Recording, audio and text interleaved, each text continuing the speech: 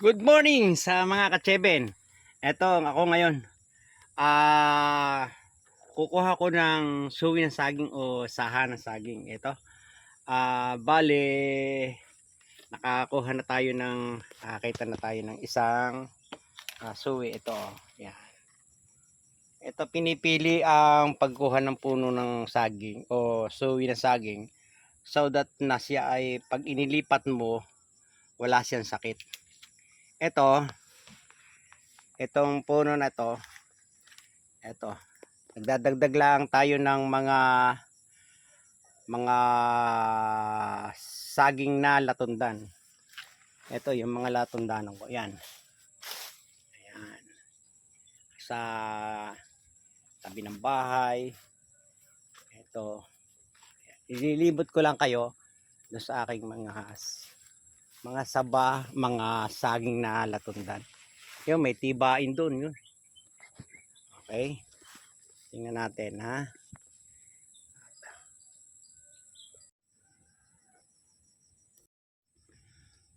Ganito, lilinisin muna natin yung mga kuan, tapos kailangan nyo may bareta kayo.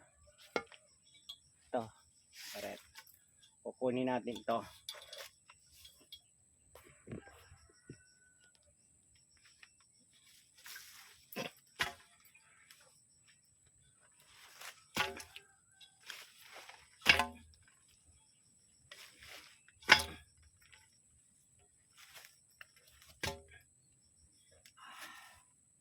Mahirap ang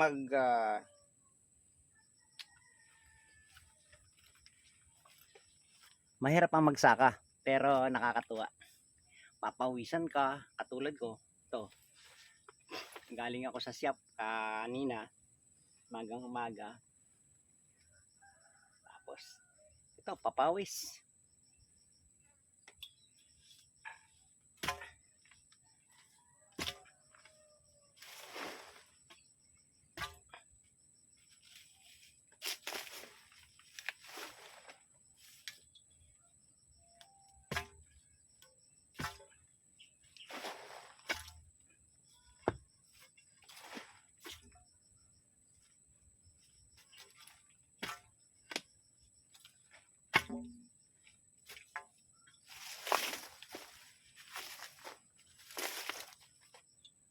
And then dito sa lugar na to, tutumbukin nyo yan.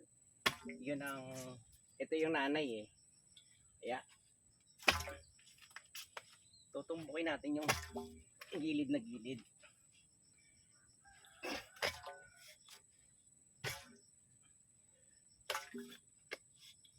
Para hindi masaktan yung itong ating kinukuhang suwi na saging. Ganyan, oh.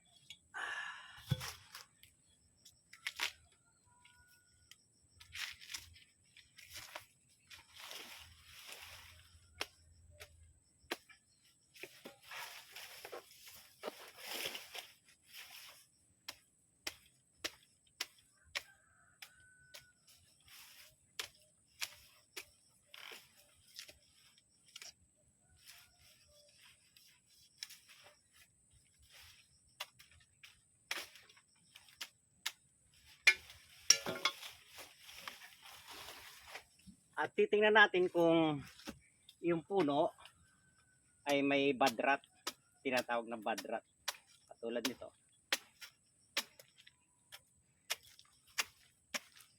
Yan. Tulad niyan, wala naman siyang problema, wala siyang sakit. Kaya pwede nating maitanim. Magsimula natin ng uli.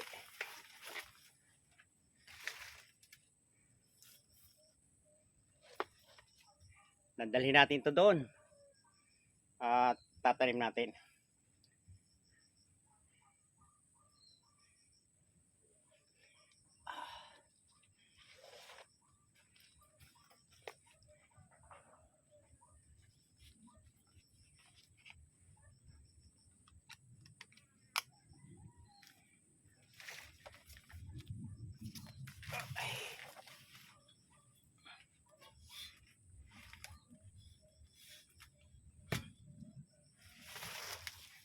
Yeah.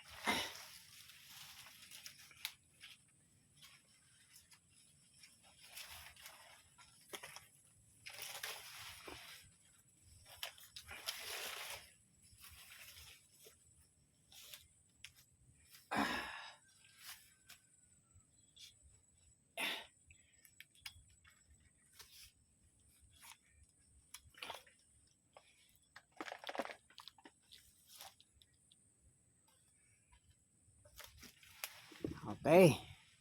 Tara. Ito, dala-dala ko na. Taran-taran! Aliw-aliw lang. Ito, nakakatyaga, tiyatyaga. Ganyan lang talaga ang buhay. Minsan, talagang kailangan maghirap para umani ka. Tulad nito, paglilinis ng sagingan, paglilinis ng niyugan. Ito, tiyatyaga. Sa umaga, makatanim ka ng 5 or 4. Kahit isang buwan isa. Di naka-12 ka. O kaya naka-5 ka sa isang araw. Ganyan lang. Ganyan lang ang buhay. Papawis ka. Maginhawa naman ang aking trabaho doon. Shop, computer, shop. Then ito. Narito na tayo ngayon sa site. Okay.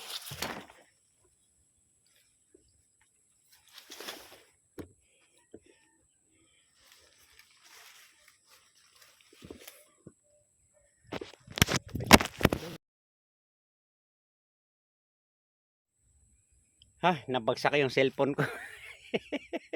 Nabagsak, buti na lang walang bato. Ay nako, ang hirap talaga na nag-iisa. Ayan.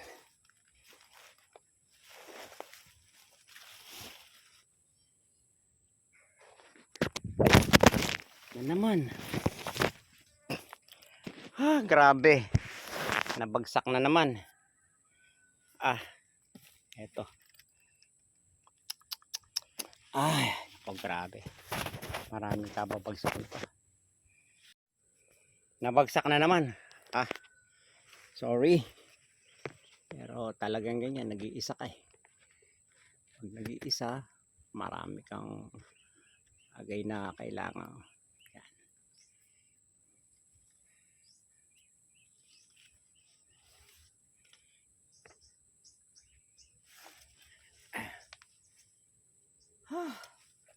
Hirap. Yan lang talaga.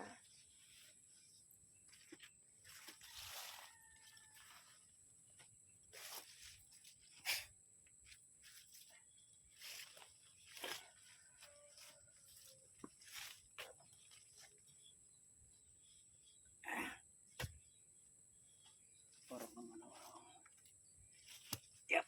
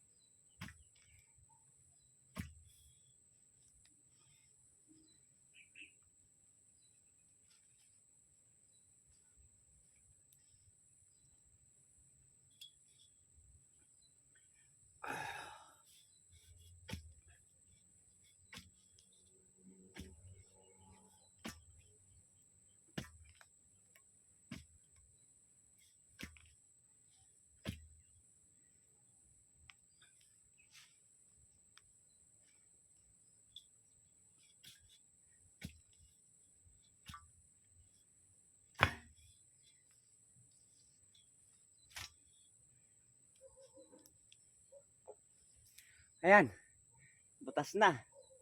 Tatanim naman natin ngayon si latundan.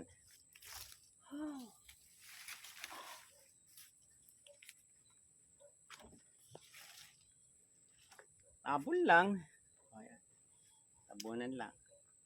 Tapos,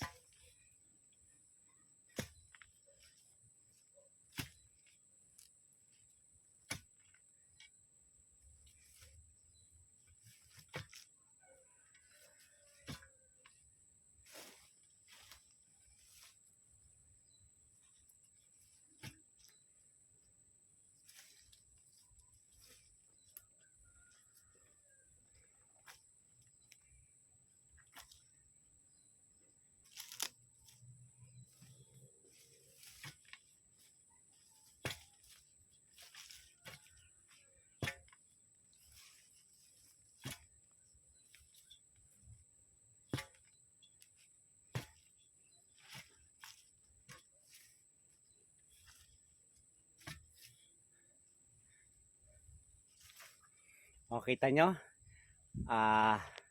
Nakatanim na siya. Oh. Ang dating yan, mga 6 months to 1 year. Tagal, no? 6 months to 1 year. Pero pag magataba lupa, mga 8 months. 8 months. Ilan naman ang hihintayin? Ito naman, di mo naman kukumutan.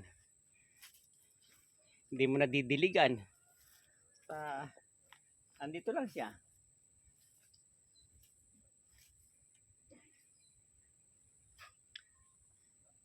Yan, pag may sakit ang isang halaman, ito, katulad nito. Makikita nyo na agad sa dahon. Yan dahon yan, maninilaw. Didilaw yan. Ngayon, ginagawa ng mga iba, inaalis yung dilaw. Pero sa akin, totally, pinapatay ko na yan.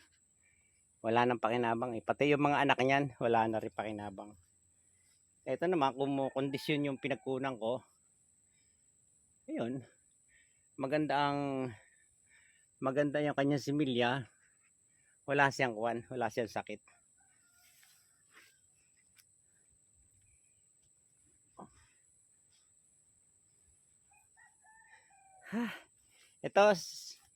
Ito ay balikwan. Kamutihan. Yan, mga kamote yan. Kamote. Ilagay ko lang dyan para nasa gayon ay nga pala, kwento ko sa inyo. Ayan lugar na to, ayan, yung kabundukan na yan. Kanyan. Diyan maraming ahas at saka unggoy. Itong mga saging namin na to. Ito, yung sagingan namin na yan. Yan. Inuubos yan. Yan, yung mga saging na yan. Yan. Inuubos yan ng mga unggoy. Hindi ko malaman kung ano ang aking dapat gawin sa mga unggoy. Kaya ang ginagawa namin nakikipag-unahan na lang kami. Unggoy at tao.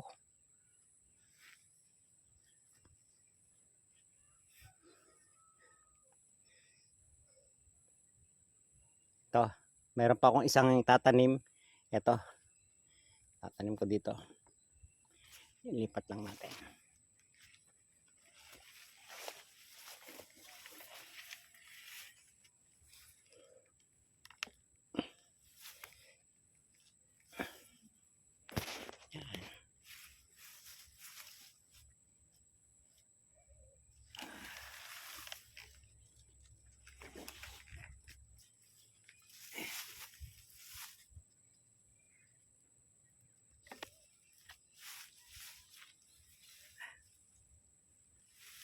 Okay.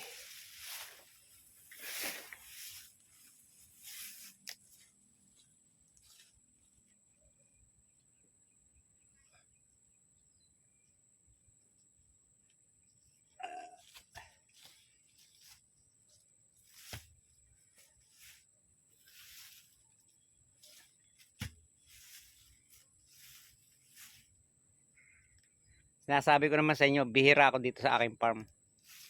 Eh ngayon, wala nang mag-aayos. Yung hayupan, yung bibihan, kambing. Kaya ako ngayon narito. Ito, nag-aaliw. Maya-maya, aalis na naman. Papatok ako ng bibi. At, yun. Mapupunta na naman sa shop. Mahirap. Pero masarap. Yan tinatawag na naghirap ka, mararamdaman mo rin yung sarap. Habang may buhay. Ganyan ako. Hindi ako marunong sumuko. Kaya ito aking buhay. Ganyan lang. Sige lang. Kaya doon sa mga senior dyan, may mga lupain, kilos-kilos naman kayo dyan. Umilos kayo para ang dating maganda ang inyong katawan. Pawisan kayo. Maging kuwan kayo. Masugid kayo yung may mga lupa ha. Yung may mga lupa. Masugid kayong maging isang farmer. Kasi yung pawis at saka yung nature ng halamanan, pagpapahaba yan ng ating pagpapalawig ba ng buhay. Saka yung lagi kang busy sa buhay, hindi ka wala kang inaalala. Okay lang, sige lang. Trabaho lang, trabaho ng trabaho. Okay. Well, we start to na. Ito na. Butas lang, butas.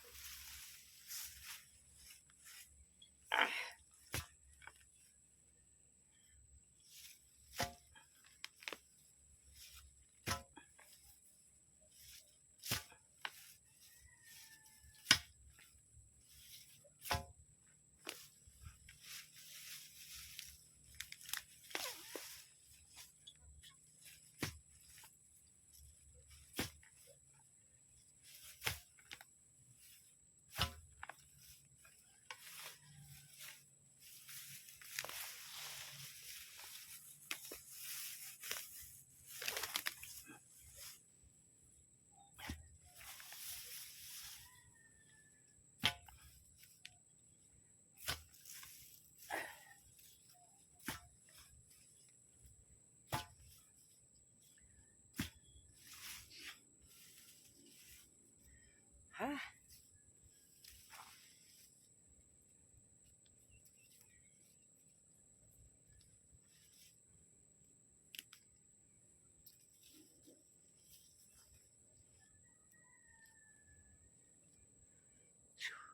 Mahirap. Mahirap.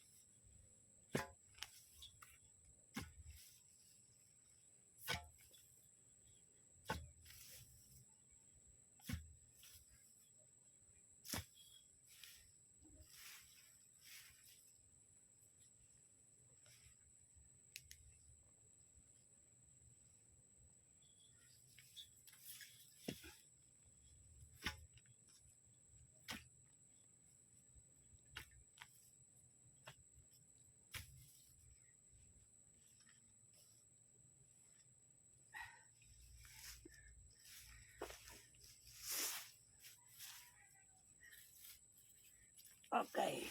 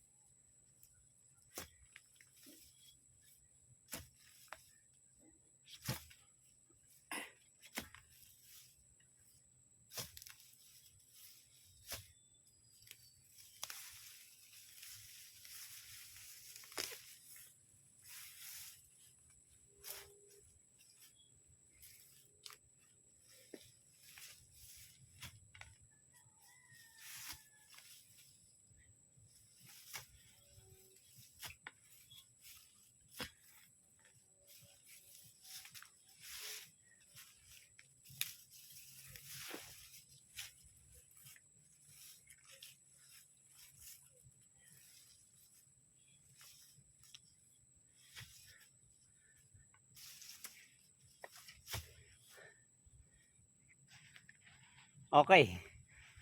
Pangalawa. Ako aalis na kasi ako punta ko doon sa isa kong pwesto. Kasi doon andun yung aking mga bibi. Andun yung aking mga manok. Mamaya nga yung isa kong manok diyan na may sisiw, dadalhin ko doon. At sisiw na sila eh. Ito, tiyaga. Buhay ng mahirap. Hindi tayo mahirap. Mahirap yung buhay ng sinasabing mahirap. Buhay ng titiyaga. Papapawis. Ha, ang hirap. Mahirap talaga. Hirap ang buhay. Pero masarap. Huwag ka lang mawawala ng pag-asa. Yung pag-asa pinaka-importante sa atin. Yan ang hindi ko inaalis sa aking buhay. Hindi ako susuko!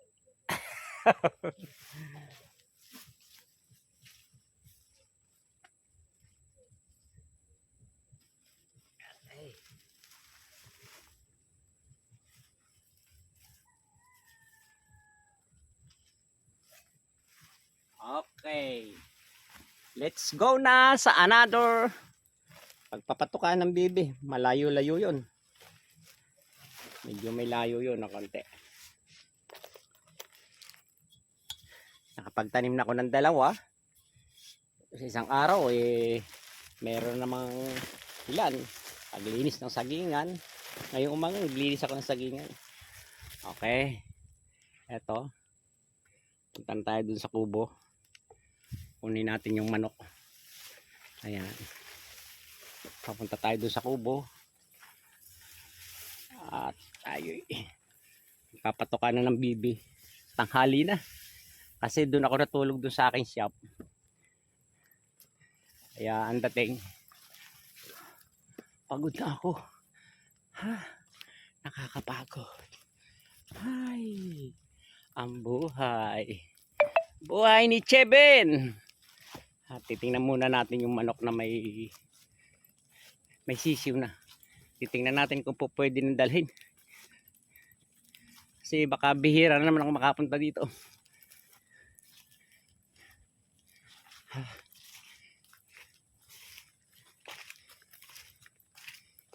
Tingnan natin. Ito. Harap na tayo sa kubo.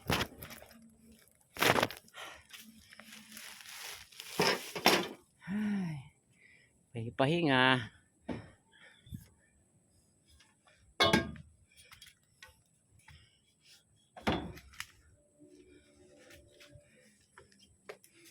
Two times na nalaglag yung aking camera.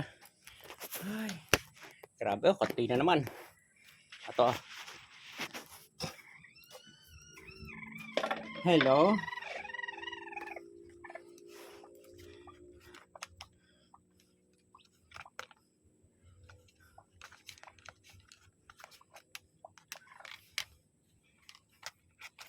Ano ba ito?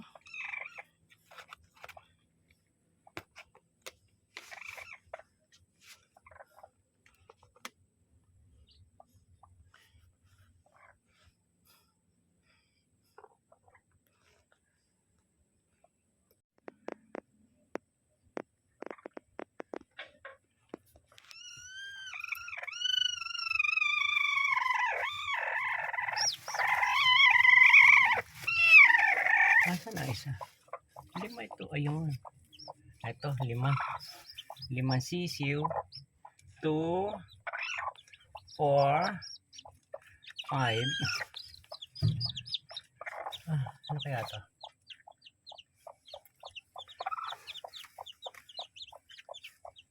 Parang pero hindi eh.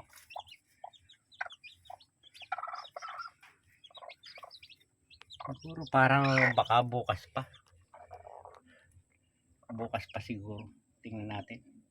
Agahan ko na lang bukas.